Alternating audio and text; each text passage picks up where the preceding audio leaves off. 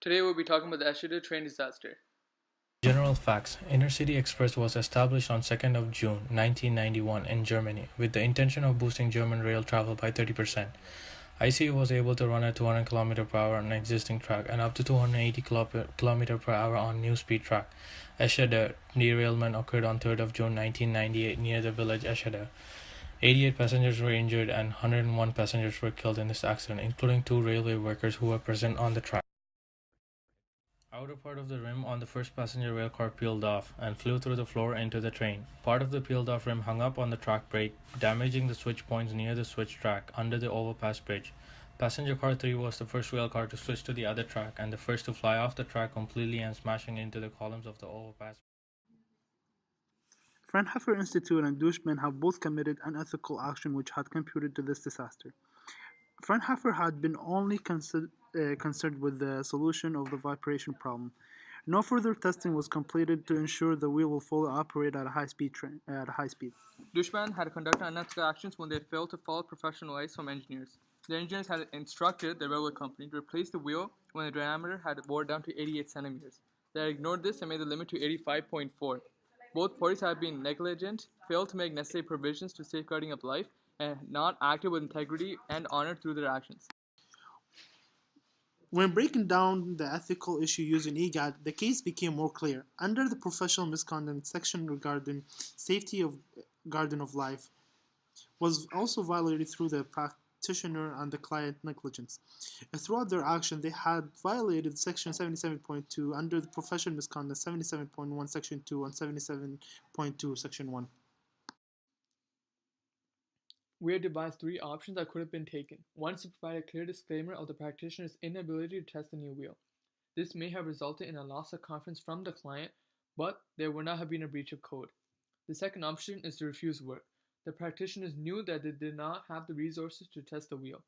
This could have resulted in a loss of confidence from the employer and the client, but again, there would not have been a violation of the code of ethics or professional misconduct. The last option is to request a third party to conduct experiments on the new wheel design. This may have resulted in the client doubting the competence of the practitioner and an increase in project costs, but again, there would not have been a violation of code and the error within the rubber dampers would have been discovered.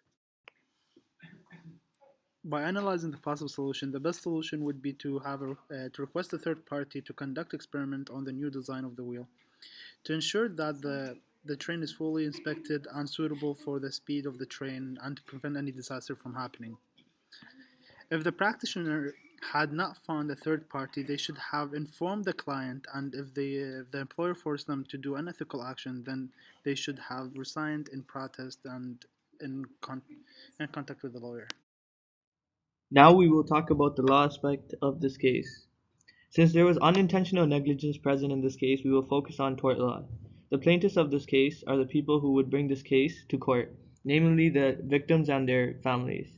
The defendants would mainly be the company behind the train, Deutsche Bahn, and their researchers, engineers, and train manager. With tort law, there are 3 aspects that need to be looked at. The first is duty of care. We analyze the case and who owed a duty of care to the passengers of the train. The engineers owed a duty of care to the passengers with their designs. The researchers owed a duty of care with their findings of the damping ring. The train manager had a duty of care to the passengers by reacting to situations in a professional manner. Finally, Deutsche Bahn owed a duty of care to all their riders and employees by conducting work in a professional, ethical, and lawful way.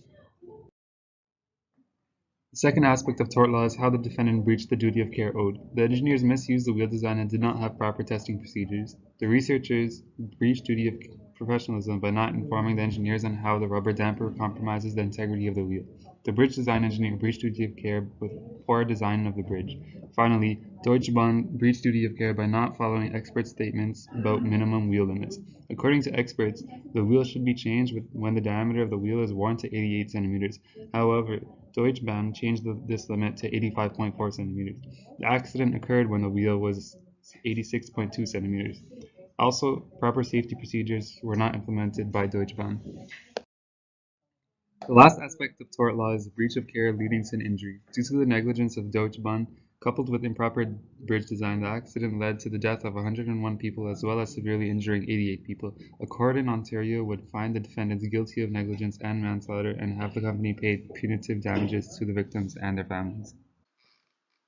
Thank you for watching this video.